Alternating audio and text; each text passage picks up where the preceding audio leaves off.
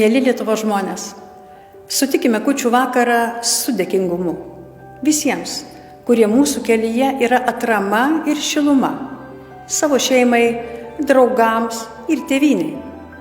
Tai jie mus įkvepia džiaugtis gyvenimu, tokiomis akimirkomis kaip ši, kai jaučiame namų jaukumą, kai iš naujo suvokiame, kokie svarbus ir brangus šalia esantys žmonės.